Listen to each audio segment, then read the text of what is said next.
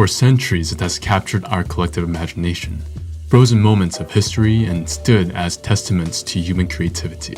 But in the digital age, art is no longer confined to museums or galleries. It's everywhere. With a swipe, we can access thousands of masterpieces on our phones, each image indistinguishable from the next. And yet, amidst this flood of replication, a question arises. How do we reclaim art's uniqueness in a world where everything can be copied infinitely? Let's get started.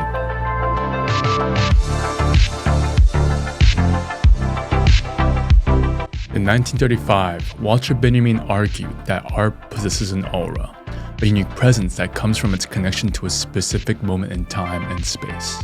He wrote, quote, "Even the most perfect reproduction of a work of art is lacking in one element, its presence in time and space, its unique existence at a place where it happens to be.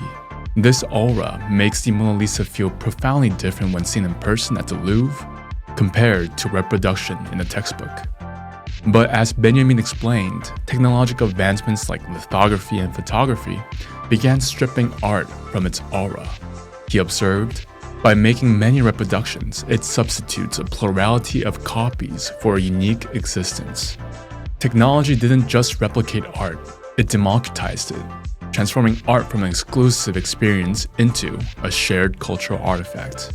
For the first time, people from all walks of life, regardless of their wealth or even status, could access works of art.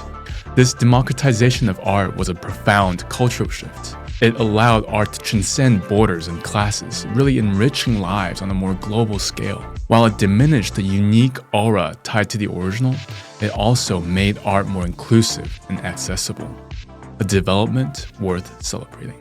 However, as we will see in the next section, digital technology has taken this democratization into an entirely new level, challenging the very concept of originality. The Internet.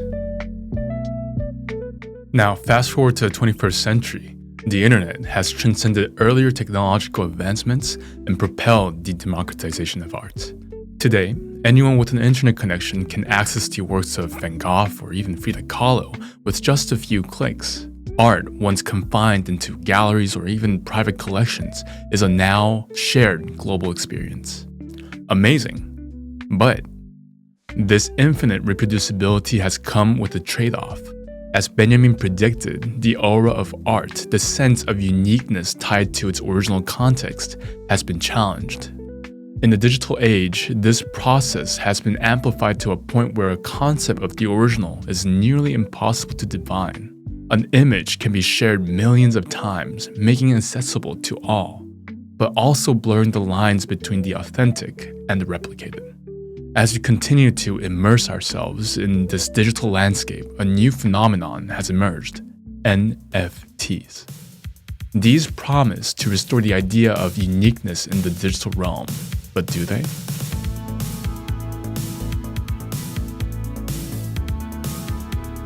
NFTs, or non-fungible tokens, are built on blockchain technology, which functions as a decentralized ledger. Think of it as a digital system that securely records transactions and verifies the ownership.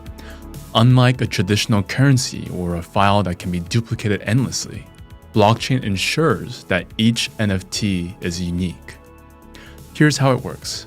While the artwork itself, a digital file, can be copied and shared infinitely, the attached NFT cannot. The NFT acts as a certificate of ownership saying, "This person owns the original." This is what happened with Beeple's Everydays, the first 5,000 days, a digital collage that sold for $69 million. The buyer didn't acquire the JPEG file, they acquired the NFT, the proof of their ownership of the original. To really understand how this changes our interaction with digital art or artwork itself, we can look to Marshall McLuhan's famous assertion: the medium is the message. McLuhan argued that the medium through which a message is delivered shaped how we perceive and engage with the content itself. In the case of NFTs, the blockchain, not the digital artwork, is a medium that reshapes the way we think about ownership and value. The uniqueness of NFTs doesn't stem from the art itself, It comes from the blockchain technology that verifies ownership. Now, this really creates a paradox because the blockchain assigns scarcity and value to a digital artwork that can be still copied infinitely. In this way, the medium of a blockchain has redefined what it means to own art in the digital age. But here's the problem. Walter Benjamin's concept of aura was never just about ownership or scarcity.